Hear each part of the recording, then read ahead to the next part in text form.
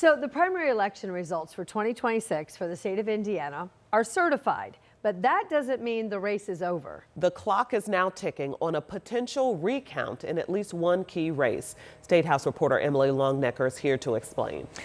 Well, hi, ladies. So far, there's been nothing filed asking for a recount in any race. That is so far. But today at noon was the first chance anyone could do that. The state is preparing, though, should it happen.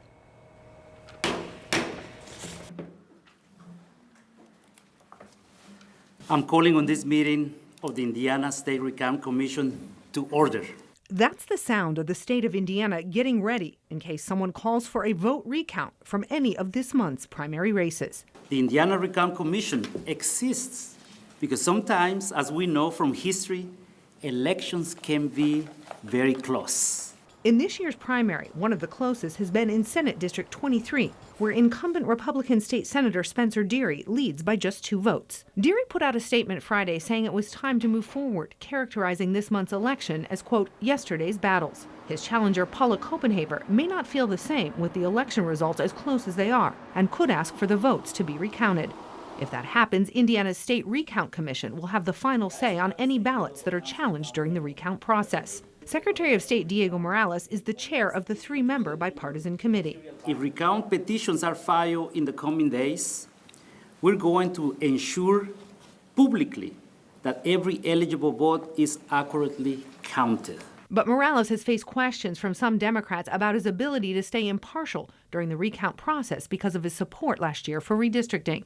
Deary voted against redrawing Indiana's congressional districts mid-decade. His challenger, Paula Copenhaver, was backed by President Trump, who promised to support primary challengers to Republican senators like Deary, who voted against redistricting.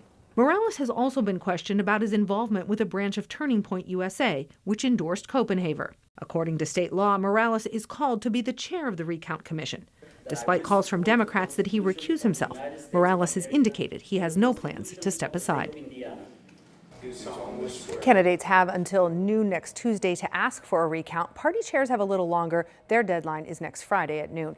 But it seems that, even though one has not been filed yet, people are really anticipating that a recount is going to be called for in Senate District 23. I spoke with several county clerks yesterday from this Senate district, and they told me that they've already had visits from Indiana State Police who wanted to talk to them about the process of securing ballots should someone ask for a recount. And if that happens, the Indiana State Police, they would come in, they would take charge of the ballots, actually impound them, secure them, so no one else would have access to them until the recount could happen. So how long do you think until a decision is made that if we're going to recount or not? Until somebody files? Yeah, who knows? I mean, right? They have until, the candidates have until Tuesday at noon. The party chairs have until next Friday.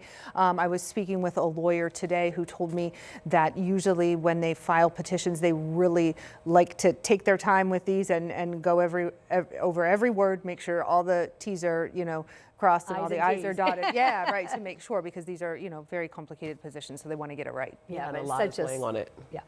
Yeah. All right. Thank you for bringing some transparency to the process. You got it. Appreciate it.